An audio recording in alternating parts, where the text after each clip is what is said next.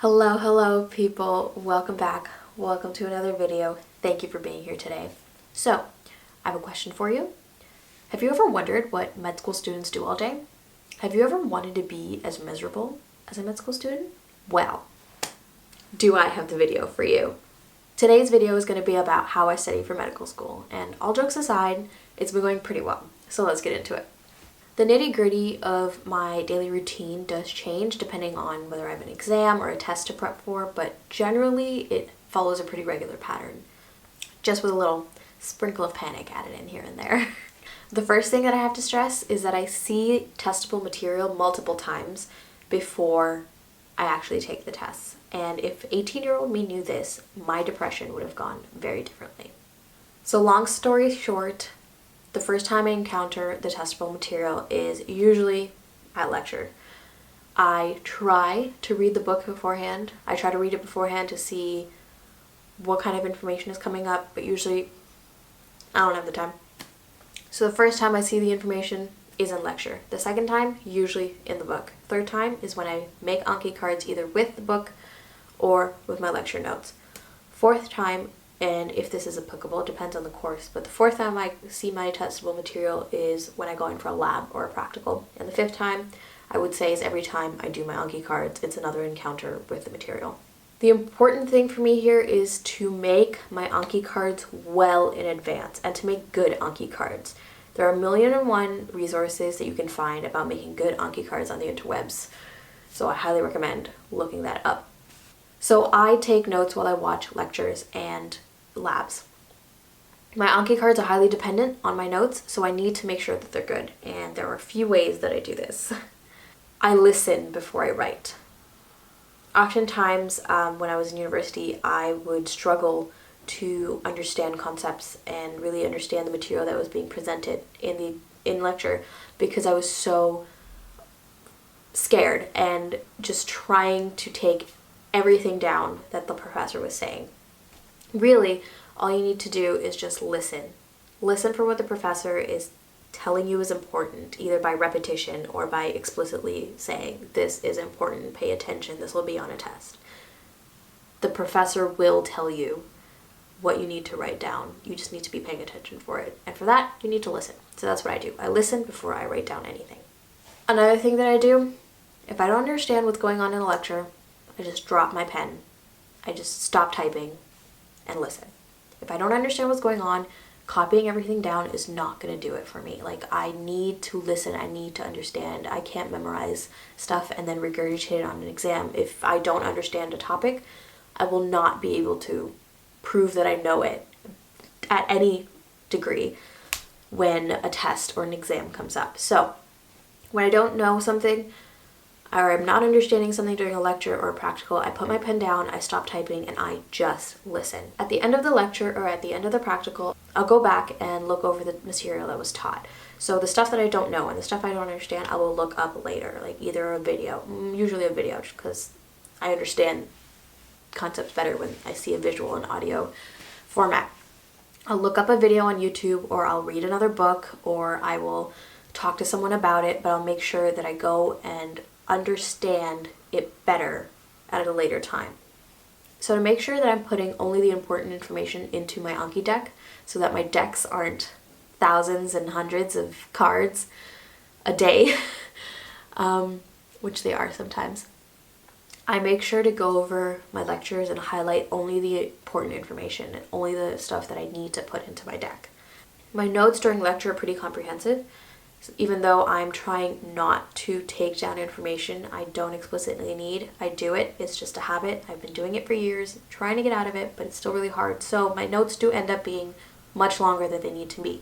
Because of that, I end up, before putting them into my Anki decks, I highlight only the important information and put that information into a flashcard format.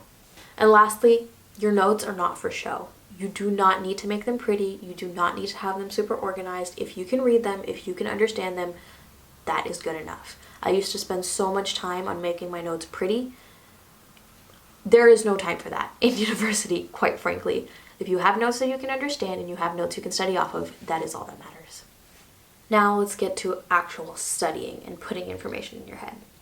When I was in high school, I would get a printout of my notes, stand in the middle of my room, and pace back and forth as I said the information aloud. This didn't work in university. It did in high school because all I needed to do was memorize the information. But once I got into university, this method stopped working, and that is very clear in some of my previous videos. The best way to study is to test yourself. And it's not just me saying this. It's very smart, intelligent, and accomplished men and women who have studied and analyzed different study methods and have come to the conclusion that active recall is really important for keeping information in your head, for memorizing information. And when it comes to medical school, a lot of the stuff that you're going to encounter is just straight up facts that you need to stick in your head somehow. So, testing yourself. You need to do it. I can't express how important it is. I'm personally a big advocate of Anki because I think it's the most efficient way for me to do it. However, if that's not something that you want to do, you can just make mock tests for yourself. Create questions for yourself that you have to go back and look at and answer in preparation.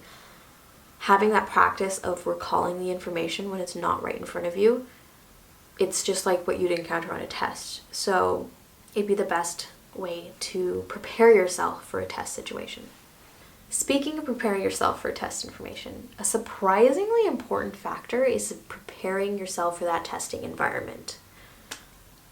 I never believed this. I used to think that that was bullshit. If I know the information, I will remember it during a test. I am now a convert. I am now a believer. There is no better method for me to test myself than to recreate the study environment. And now I don't mean that you need a super quiet room. You don't necessarily need a timer. It all depends on what stresses you out during a test. So for me, what stresses me out is the pressure of not knowing what format a question is going to be asked in.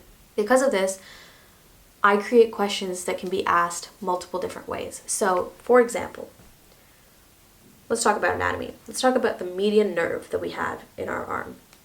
I could get a question on a test that asks, what is the pronator teres muscle of the forearm innervated by? The median nerve.